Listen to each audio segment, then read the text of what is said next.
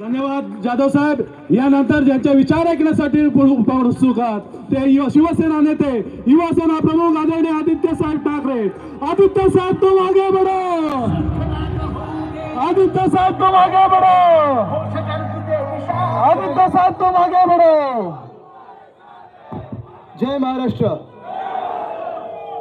खरं तर विधान भवनात असो किंवा कुठच्याही सभेत असो, भास्कर जाधव साहेब बोलायला लागले की असं वाटतं की ऐकत बसावं आणि पुढे कोणी काही बोलू नये. कारण ते वातावरण ते असं एका टिपेला नेतात.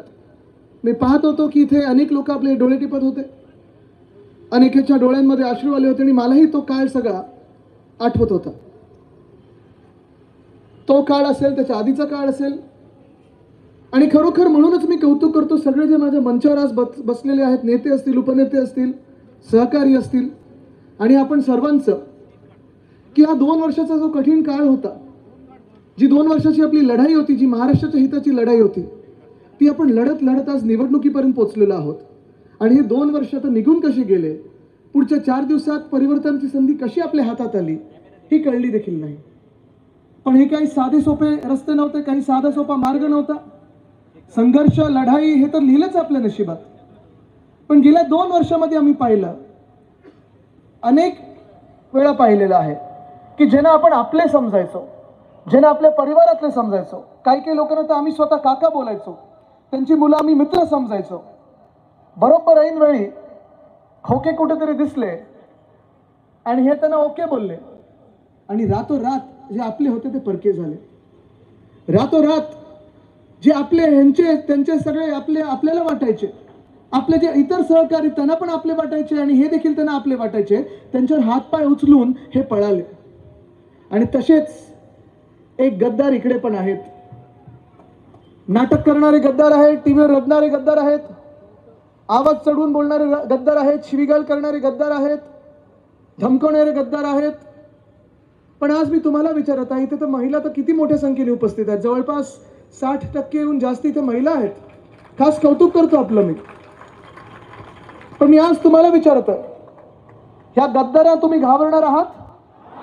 त्या चिंदीचोरांना तुम्ही घाबरणार आहात? या गुंडांना तुम्ही घाबरणार आहात? मी त्यांना सांगून ठेवलेलं आहे, जे जे दादागिरी आमच्या लोकांवर करतील, इकडच्या नागरिकांवर करतील. भास्कर जाधव साहेब, मी जिथे जिथे खास करून असे थोडे गल्लीतले गुंड असतात, त्यांना वाटतं की आम्हीच डॉन, एवढूशी असतात. त्यांना सांगायला आलं आणि सगळीकडे जाऊन सांगतोय, खास असेच मतदारसंघ निवडलेत हिम्मत द्यायला, ताकद द्यायला. कारण आम्ही तर लढत आहोत, दिल्लीश्वराच्या विरुद्ध लढत आहोत, गुजरात मधून जे आक्रमण करतात त्याच्या विरुद्ध लढत आहोत. मी फक्त तुम्हाला सांगतोय, जर तुमच्यावर कोणी हात उचलण्याचा प्रयत्न केला, तुमच्यावर कोणी दादागिरी करण्याचा प्रयत्न केला, तर आपलं सरकार येतंय, त्यांना बर्फाच्या लादीवर झोपवण्याची जबाबदारी ही माझी असेल. आणि ते करण्यासाठी मला कुठचंही पद नकोय, मला कुठचंही मंत्रीपद नको, काही नको. फक्त तुमचा विश्वास हवाय, तुमची ताकद हवी आणि तुमचं मशालीला मत हवंय. कारण आपण लढत तर आलोय. आणि जो काळ मी आता ऐकत होतो, जो काही राजीनाम्याचं आपलं सगळं जे काही सत्तांतराचा त्यावेळी जी घटना होती, माझ्या डोळ्यासमोर उभी केली भास्कर जाधव साहेबांनी. जसे ते तिथे होते, मी देखील तिथेच होतो. आणि आमच्या दोघांमध्ये साधारण बघण्याचा पर्स्पेक्टिव्ह, बघण्याचा दृष्टिकोन तोच होता. कारण असं नव्हतं की उद्धव साहेब घरात एक असतात आणि बाहेर एक असतात. कदाचित ह्या राज्यामध्ये किंवा देशामध्ये जर एकमेव नेता कोण असेल जो घरी पण तसाच असतो, बाहेर पण तसाच असतो, खरा मनातून राजकारणी नाहीये ना, तर सत्तेला चिटकून बसला असता, त्या व्यक्तीचं नाव उद्धव बाळासाहेब ठाकरे. आणि मी स्वतः पाहिलेले, म्हणजे ज्या वेळेला आम्हाला वर्षा बंगला सोडायचा होता, काही ठरलं नव्हतं आणि आम्ही सगळे त्यावेळी देखील प्रेस कॉन्फरन्स, पत्रकार परिषद घेणार होतो. फेसबुक लाईव्हच्या माध्यमातून उद्धव साहेब घरोघरी आले आणि सांगायला लागले कसं हे काही जे अलीबाबा 40 चोर कसे पळाले हे सांगत होते. आणि सांगता सांगता त्यांनी सांगितलं की आज मी वर्षा बंगला सोडून चाललोय, माझ्या मातोश्रीवर चाललोय आणि लवकर हे पद देखील सोडायला लागेल. ती संपूर्ण रूम थक्क झाली होती, बघत होती. मुख्यमंत्री कार्यालयातले जे लोक होते, जे अधिकारी होते, जे पोलीस होते तिकडचे, ते देखील बघायला लागले, काही तिथेच रडायला लागले. आणि हे सगळं होत असताना जसा कॅमेरा बंद झाला मी उद्धव साहेबांना विचारलं पुढे काय. त्यांनी सांगायचं लढायचं, थांबायचं कुठे. मी म्हणलं तसं नाही, पुढे काय, आज काय आपण राहणार आहोत कुठे, चला बॅगा भरा, चला मातोश्रीला. कुठचाही दुसरा राजकीय नेता असता, कुठचाही दुसरा राजकारणी माणूस असता, सगळं काही त्या पदाला चिटकून बसायला केलं असतं, खुर्चीवर बसायला केलं असतं. पण उद्धव साहेब तसे नाहीत, आपल्या मातोश्रीवर आले.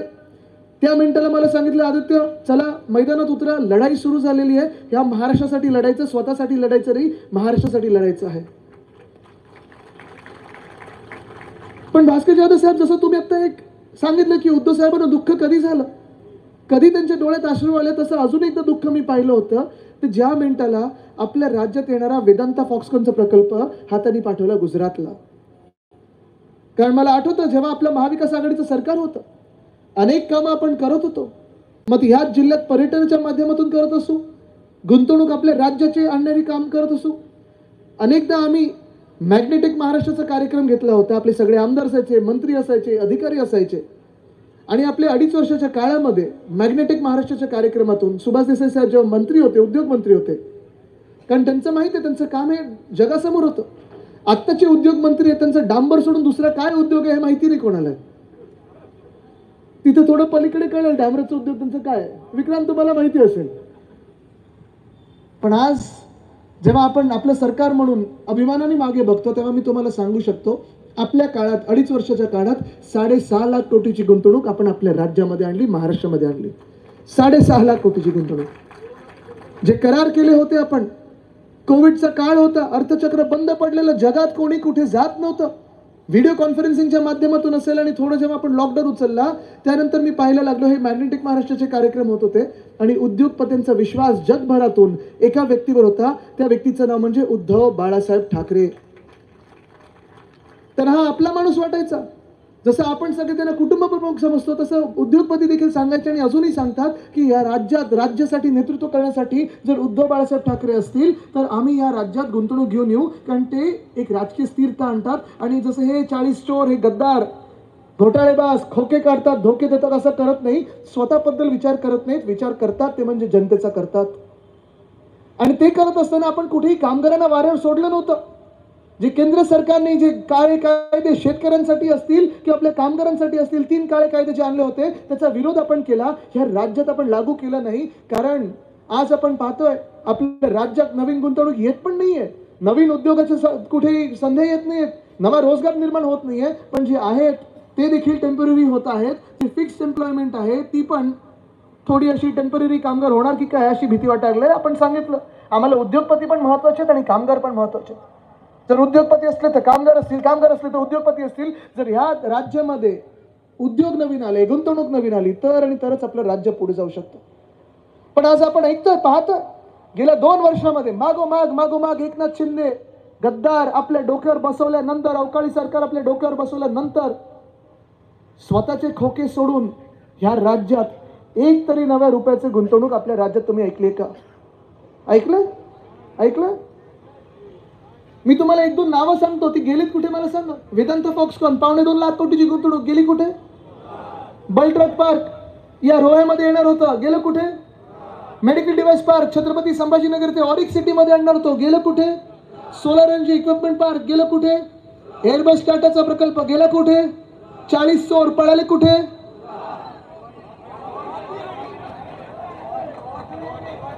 हे महाराष्ट्राला माहिती आहे, हे जगाला माहिती आहे की यांनी सगळं पाठवलं गुजरातला, कारण गुजरातला यांना थँक्यू बोलायचं होतं. आज आपण पाहतोय परिस्थिती अशी झाली आहे की माझ्या महाराष्ट्रातला तरुण प्रत्येक जिल्ह्यामध्ये असेल, कुठेही मी गेलो, कुठच्याही तालुक्यात गेलो, मग ग्रामीण भाग असेल, शहरी भाग असेल, मला विचारत आहे की आदित्य आपल्या नोकरीचं काय, रोजगाराचं काय, कुठेतरी संधी मिळणार की नाही आम्हाला. हे सगळे जे तरुण आहेत ते कुठेही माथेवर मी हिंदू आहे, मी मुस्लिम आहे, मी शीख आहे, मी ईसाई आहे, मी पारसी लिहून येत नाही. यांना पाहिजे ते फक्त नोकऱ्या पाहिजेत, रोजगार पाहिजे. आणि म्हणून मी तुम्हाला पुन्हा एकदा सांगतो, आपलं हिंदुत्व स्पष्ट आहे, हृदयात राम आणि हाताला काम. भाजपचा किंवा एकनाथ शिंदेचं जे हिंदुत्व ते स्वतःचं समजतात, ते काय मानतात स्वतःला, ते घर जाळण्याचं हिंदुत्व आहे, आपल्या घरातली चूल पेटवण्यातलं हिंदुत्व आहे. पण जसं मी तरुणांसाठी सांगतोय की आपलं सरकार आल्यानंतर आपण या राज्यात पुन्हा एकदा उद्योगधंदे आणू, गुंतवणूक आणू, रोजगार निर्माण करू. पण आज जो बेरोजगार तरुण आहे त्या बेरोजगार तरुणांना आपण महाविकास आघाडी म्हणून प्रत्येक महिन्याला 4,000 रुपये देणार आहोत. बेरोजगारी भत्ता म्हणून देणार आहोत. पण पुढे नोकऱ्या शोधायच्या का? नाही तर असंच आनंदात राहायचं नाही, नाही तर हे सरकार काय वेगळं. पण आज ही गरज आहे, ही गरज खरोखर आहे. अमोल भैया, तुम्ही आज मंचावर आहात. मुंबईत आपण जे काम केलेलं आहे ते तुम्हाला माहिती आहे. सचिनजी, तुम्हालाही माहिती आहे आपण मुंबईत काम केलेलं आहे. मुंबई महानगरपालिकेने आपली राजधानी मुंबई, आपल्या इथून अनेक लोक मुंबईत कामावर आहेत, मुंबईत राहतात, मुंबईचे मुंबईकर आहेत, अस्सल मुंबईकर आहेत. मुंबई ही आपली राजधानी आहे, जी राजधानी आज एकनाथ शिंदे अदानीला देऊ इच्छित आहेत.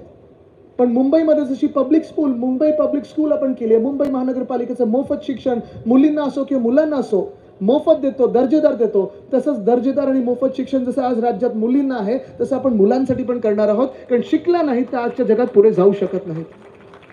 शिकला नाही तर पुढे जाऊ शकत नाही. शिक्षण हे गरजेचं आहे.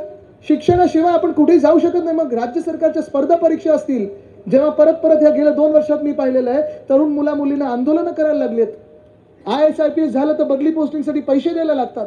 हा जसा विषय महत्त्वाचा आणि मोठा झालेला आहे तसा हा शिक्षण देखील तेवढंच महत्त्वाचं आहे. ते शेवटच्या व्यक्तीपर्यंत पोहोचणं गरजेचं आहे. पण शिक्षणाबद्दल बोलत असताना आणि जसं मुलींचं मोफत शिक्षण आहे, पण मुलींना पुढे काय? आज महिला ज्या इथे उपस्थित आहेत, मी तुम्हाला विचारत आहे की ही लाडक्या भाऊ जी योजना आहे, गेल्या 2-3 महिन्यात जी लाडक्या भाऊ योजना आली आहे, किती रुपये देतात होय आपल्याला?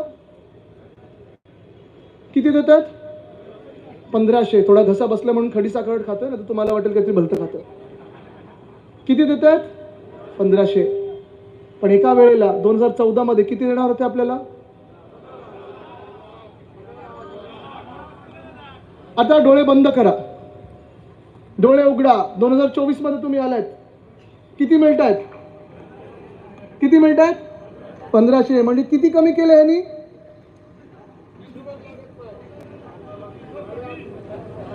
किती शून्य काढले? कळलं ना तुम्हाला किती मोठं जादूगर एकनाथ शिंदे आहे? तसं जर चुकून यांचं सरकार बसलं तर ह्या गद्दार लोकांनी आपल्याला 150 रुपये देण्यात येणं लाज वाटणार नाही. आणि म्हणून उद्धव साहेबांनी शब्द दिलेला आहे, महिलांना शब्द दिलाय की 1500 रुपयामध्ये काही परवडत नाही. 1500 रुपयामध्ये काही मिळतं का आपल्याला?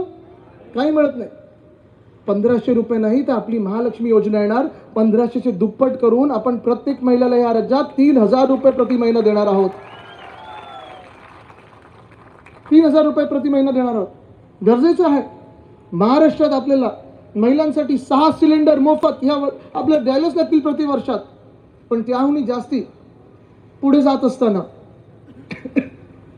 असताना आपल्याला हा विचार करायला लागेल की आपण महिला पुरुष हे सगळे आपण कधी गावी जातो, कधी माहेरी जातो, कधी सासरी जातो, कधी मुंबईला येतो, कधी दुसऱ्या जिल्ह्यात जातो काम करत असताना. पण महिला या समाजाचा कणा आहेत. महिला ह्या जसं घर सांभाळतात तसं समाजही सांभाळतात. आणि ह्याच महिलांसाठी STचा प्रवास असेल, मुंबईत BSTचा प्रवास असेल, फ्री ऑफ कॉस्ट म्हणजे मोफत हे आपलं सरकार करून देणार आहे. प्रत्येक व्यक्तीला कॅशलेस ट्रीटमेंट म्हणजे 25 लाखापर्यंत कुठच्याही हॉस्पिटलमध्ये तुम्ही जा, आरोग्य सेवा ही मोफत करणार आहोत आपण. आणि हे सगळं करत असताना आपल्याला जो महाराष्ट्र पुढे घेऊन जायचा आहे, तुम्ही विचार करायचा आहे हा महाराष्ट्र कोणाच्या हातात राहणार आहे. एका बाजूला आपण पंचसूत्री काढली आपल्या महाविकास आघाडीची. जसं मी सांगितलं, तरुण मुलींसाठी आपण शिक्षण मोफत करत आहोत. बेरोजगारांसाठी 4000 रुपये प्रति महिना देणार आहोत रोजगार मिळेपर्यंत. महिलांसाठी 3000 रुपये प्रत्येक महिन्याला, जे ह्यांनी आता 2100 सांगितलेलं आहे. आता काय सांगतात एकनाथ शिंदे की काय हे सरकार देऊ शकत नाही. हो, तुम्ही देऊ शकत नाही. तुम्ही अदानीला सगळं काही देऊ शकता. आम्ही देणार ते आमच्या जनतेला देणार. ह्या महिलांसाठी 3000 रुपये आम्ही करून दाखवणारच. पण फक्त 3000 रुपये नाही, 6 गॅसचे सिलेंडर जसं आपण मोफत देऊ प्रत्येक वर्षाला. ST BSTचा पास हा मोफत देऊ महिलांसाठी. प्रत्येक इथे जे आपले महाराष्ट्राचे नागरिक आहेत त्यांच्यासाठी कॅशलेस ट्रीटमेंट 25 लाखापर्यंत. आणि शेतकऱ्यांची जी कर्जमुक्ती आहे महाराष्ट्रभरातली ती 3 लाखापर्यंतची जी कर्ज आहे ती मुक्त करून दाखवणार आहोत. जातनिहाय जनगणना करणार आहोत. 50% पर्यंतची आरक्षणाची लिमिट आहे ती आपण मोडणार आहोत. कारण ह्या राज्यामध्ये गेल्या 2 वर्षामध्ये प्रत्येक जातीमध्ये, प्रत्येक समाजामध्ये तेढ निर्माण करण्याचं काम जर कोणी केलं असेल तर ते एकनाथ शिंदेच्या सरकारने केलं, त्यांच्या राजवटीने केलं. भास्कर जाधव साहेब आता जे बोलले ते बरोबर आहे. बटेंगे तो कटेंगे. भास्कर जाधव साहेब मी सहमत आहे खरं तर त्यांच्याशी. योगी साहेबांची मी सहमत आहे. ते महाराष्ट्राला सांगतायत तुम्ही कुठेही विखुरले जाऊ नका. आपण जर बाटलो गेलो, आपण जर विखुरले जाऊ गेलो तर हेच एकनाथ शिंदे आणि हेच भाजपावाले आपलंच पॉकेट कापतील. कारण जी लूट चालू आहे ती महाराष्ट्र सर्वत्र हे एकनाथ शिंदे सरकार करत आहे. नंतर येऊन मोदी साहेब बोलून गेलेत, एक रहेंगे तो सेफ रहेंगे. ते देखील आपल्याला कुठून तरी एक छुपा मेसेज देत आहेत, निरोप देत आहेत, संदेश देत आहेत. एक रहेंगे तो सेफ रहेंगे म्हणजे तुम्ही सगळे एकत्र राहाल, जातीपातीच्या राजकारणाला, धर्माच्या राजकारणाला बळी पडला नाही, एकत्र राहिलात तर एकनाथ शिंदेच्या घटनाबाह्य गद्दार सरकारकडून दूरच तुम्ही सेफ राहाल, हे आपल्याला मोदी साहेब स्वतः सांगत आहेत. पण आज या गेल्या 2 वर्षामध्ये जी महाराष्ट्रात लूट झालेली आहे, महाराष्ट्रात आपण पाहतोय प्रत्येक रस्त्यावर खड्डा असेल, कुठून डांबर कोण चोरतंय, कुठे दर्जेदार रस्ते कोणी काढून देतंय, सगळं काही होत आहे. सो भ्रष्टाचार आहे तो टिपेला पोचलेला आहे. आणि ह्या भ्रष्टाचाराचं जर आपल्याला खरं खरं उदाहरण पाहायचं असेल तर समोर माझ्या डोळ्यासमोरच तुमच्या मागे बरोबर छत्रपती शिवरायांचा अश्वरूढ पुतळा आहे. तिथे जेव्हा हार घालत होतो मी, त्यांना नतमस्तक होत होतो, माझ्या मनात एकच आठवण होती, जो राग, जो ची खंत माझ्या मनात आहे. माहितीये काय? बरोबर आहे, मालवण, राजकोट. 2 की 3 महिन्यापूर्वी जो तिथेच असाच एकनाथ शिंदेनी पुतळा उभारलेला मोदी साहेबांना खुश करण्यासाठी, तो पुतळा 6 महिन्यात पडला. पाहिलेत फोटो कसे तो पडला होता पुतळा. तो दुःख झालं ना आपल्याला, राग आला ना. म्हणजे एका बाजूला सरदार वल्लभभाई पटेलांचा पुतळा गुजरातमध्ये 100 फुटाहून जास्ती मोठा केलेला आहे, तो अजून तसाच टिकलेला आहे, तिथे भ्रष्टाचार केला नाही. मग आमच्या महाराष्ट्रामध्ये, आमच्या राज्यामध्ये, आमच्या छत्रपतींच्या पुतळ्यामध्ये तुम्ही का भ्रष्टाचार केलात? आज इथे डॉक्टर बाबासाहेब आंबेडकर महामानव यांच्या पुतळ्याला हार घालत असताना माझ्या मनात जी खंत होती ती हीच होती की तुम्ही संविधान बद्दल सगळीकडे बोलत असता, मग माझ्या महाराष्ट्रात संविधानाचा अपमान का केला? ते घटनाबाह्य सरकार का बसवलं?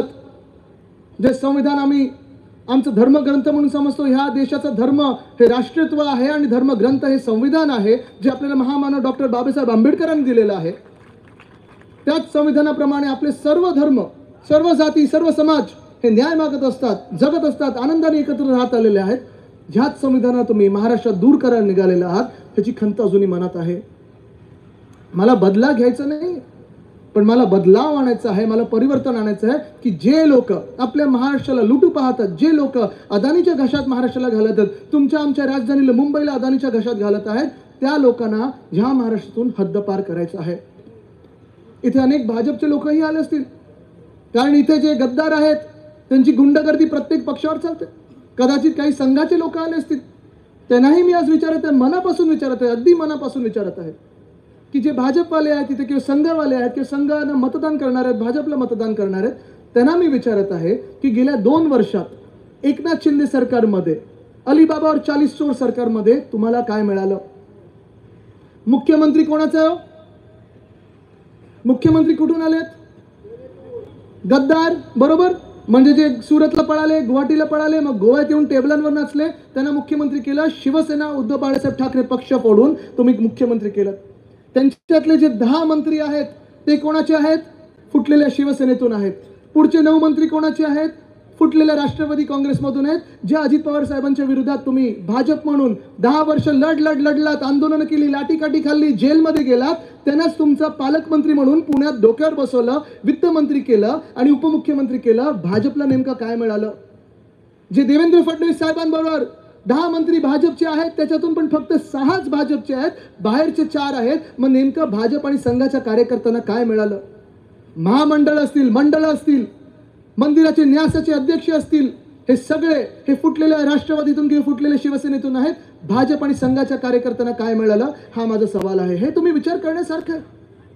आणि म्हणून आपल्या जास्ती वेळ न घेता तुम्हाला एकच सांगतो, महाराष्ट्राने ठरवलेलं आहे की येत्या 20 तारखेला महाविकास आघाडीचं सरकार आणायचं म्हणजे आणायचंच आहे. कारण ह्या सरकारमध्ये कुठेही भेदभाव न करता आपण जनतेची सेवा करत होतो. या सरकारमध्ये भेदभाव न करता आपल्या राज्यात जी गुंतवणूक आणत होतो ती प्रत्येक व्यक्तीने शेवटच्या व्यक्तीपर्यंत पोहोचत होतो. या सरकारमध्ये जे आपण विकास करत होतो, जो शाश्वत विकास करत होतो, तो प्रत्येक समाजाचा करत होतो, प्रत्येक धर्माचा करत होतो, प्रत्येक जातीचा करत होतो, प्रत्येक पंथाचा करत होतो.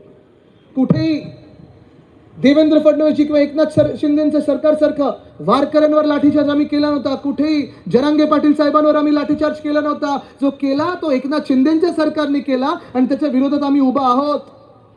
पण ह्या महाराष्ट्रात जी एकी बनलेली आहे, आपण पाहताय इथे महिला मोठ्या संख्येने आलेल्या आहेत. इथे सगळ्या जातीच्या धर्माच्या महिला एकत्र बसल्या आहेत, पुरुष देखील एकत्र बसलेले आहेत. जो आज महाराष्ट्र त्रस्त आहे, जो महाराष्ट्र हैराण आहे, मग तो आत्महत्या करणारा विदर्भातला किंवा मराठवाड्यातला शेतकरी असेल किंवा मग बेहाल झालेला आपल्या कोकणातला किंवा पुण्यातला किंवा मुंबईतला युवा असेल, कोणाची जातपात धर्म ही परिस्थिती बघत नाही. कारण आज जी परिस्थिती आपल्याला उद्भवलेली आहे ती एका व्यक्तीमुळे उद्भवलेली आहे, ते म्हणजे एकनाथ शिंदे. ही लढाई ही आमची काही वैयक्तिक नाहीये. ही लढाई नुसतं संजयजींना आमदार बनायचंय, मला आमदार बनायचंय किंवा भास्कर जाधव साहेबांना आमदार बनायचंय म्हणून नाहीये. ही लढाई आपला महाराष्ट्र राहणार की गुजराष्ट्र बनणार किंवा अदानी राष्ट्र बनणार, ही ती लढाई आहे. ही लढाई ती आहे ज्या महाराष्ट्रामध्ये आपण एवढे वर्ष अनेक दशक एकत्र राहिलो. महाराष्ट्र प्रगतिशील राज्य, पुरोगामी राज्य म्हणून राहिला. दंगली कुठे घडत नव्हत्या. आज ही लढाई आहे जे बाहेरून येऊन आपल्याला सांगतायत की पहा बघा आमचं मॉडेल कसं आहे, उत्तर प्रदेशचं मॉडेल कसं आहे, गुजरातचं मॉडेल कसं आहे. योगी साहेब, आपल्या उत्तर प्रदेशमध्ये कोविडच्या काळात गंगेत शव वाहत होती, तसं आम्ही महाराष्ट्रात होऊ दिलं नाही. अमित शाह साहेब, तुमच्या गुजरातमध्ये, सुरतमध्ये असेल, अहमदाबादमध्ये असेल, लोक ऑक्सिजनसाठी रस्त्यावर फिरत होती, तसं आम्ही आमच्या महाराष्ट्रात होऊ दिलं नाही. उद्धव बाळासाहेब ठाकरे हे जेव्हा मुख्यमंत्री होते तेव्हा जात पाहता न धर्म पाहता, समाज न पाहता प्रत्येकाचा जीव वाचवण्याचा प्रयत्न हे उद्धव बाळासाहेब ठाकरेंनी केलेला आहे. आमच्या डॉक्टरने केलं, आमच्या पोलिसांनी केलेला आहे, आमच्या नर्सेसने केलेलं आहे, रेसिडेंट डॉक्टर्सने केलेलं आहे. जो महाराष्ट्र आपल्याला पुढे न्यायचा आहे तो एक महाराष्ट्र धर्म म्हणून पुढे न्यायचा आहे. आहेत ना अनेक उदाहरणं येऊ शकतात, पण खास करून मी आज इथे ज्या बहिणी आलेल्या आहेत किंवा माता आलेल्या आहेत, महिला मोठ्या संख्येत आल्या आहेत, मी तुम्हाला विचारत आहे, हे जे एकनाथ शिंदे आहेत तुम्हाला लाडके भाऊ वाटू शकतात का? वाटू शकतात का? कारण हेच एकनाथ शिंदे असतील किंवा इकडचे स्थानिक गद्दार असतील, ह्यांनीच अशा लोकांना मंत्रिमंडळात घेतलेलं आहे. एक ते अब्दुल सत्तार, दुसरे ते संजय राठोड, ज्यांच्या दोघांवर अब्दुल सत्तारनंतर सुप्रियाताई सुळेंना एवढ्या घाणेरड्या शिव्या दिलेल्या आहेत. भास्कर जाधव साहेब, आपल्याला आठवतच असेल, आपण दोघांनी ते टीव्हीवर एकत्र पाहिलं होतं आणि आपण हैराण झालो होतो. पण हेच लोक जे आहेत त्यांनी मंत्री बनवलेलं, महिलांबद्दल असा विचार करणारे 2 मंत्री ह्यांच्या मंत्रिमंडळात आहेत. हे तुमचे लाडके भाऊ होऊ शकतात का? जे का महिला पत्रकाराचा खून करतात, गौरी लंकेशचा खून करतात, त्या खुन्यांना त्यांनी स्वतःच्या पक्षात घेतलेलं आहे, हे असे लाडके भाऊ होऊ शकतात का? जे यांचे वामन म्हात्रे एका महिला पत्रकाराला विचारतात की तुझ्यावरच काय रेप झाला का, असे तुमचे लाडके भाऊ होऊ शकतात का? आणि जो पक्ष बिल्किस बानोच्या बलात्कारांना आपल्या पक्षात घेऊ शकतो आणि प्रचारामध्ये फिरू शकतो, ते आपले लाडके भाऊ होऊ शकतात का? जी शिकवण माझ्या आजोबाने दिली, म्हणजे शिवसेना प्रमुख वंदनीय हिंदू सम्राट बाळासाहेब ठाकरेंनी दिलेली आहे की कुठच्याही महिलांचा सन्मान झालाच पाहिजे. जर सन्मान नाही झाला, कोणी बलात्कार करण्याचा प्रयत्न केला किंवा बलात्कार केला, त्या महिलेची जातपात धर्म न पाहता आणि बलात्काराची जातपात धर्म न पाहता त्या बलात्काराला फाशीच झाली पाहिजे, ही शिकवण आपण पुढे घेऊन चाललोय.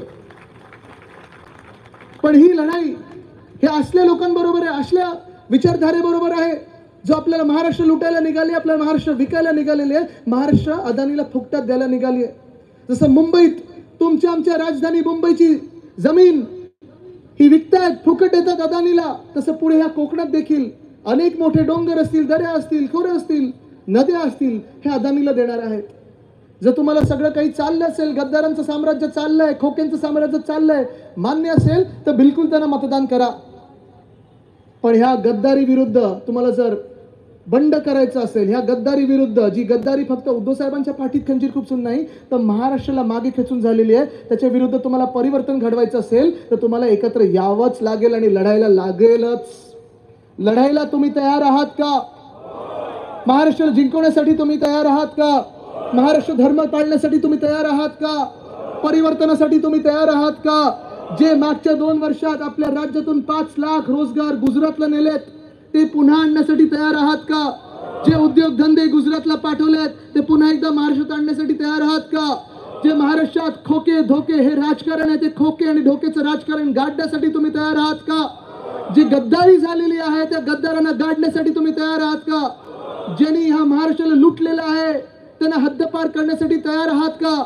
जर परिवर्तन आणायचं असेल तर 20 तारखेला तुम्हाला मतदान करायला लागेल आणि त्या मतदानाची निशाणी कुठची? निशाणी कुठची? निशाणी कुठची? निशाणी कुठची? महिलांनी सांगावं, निशाणी कुठची? निशाणी कुठची? पुरुषांनी सांगावं निशाणी कुठची? निशाणी कुठची? सगळ्यांनी सांगावं निशाणी कुठची?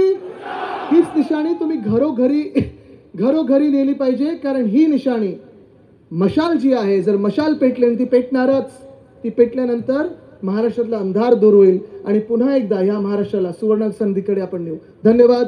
जय हिंद, जय महाराष्ट्र, वंदे मातरम. जय महाराष्ट्र.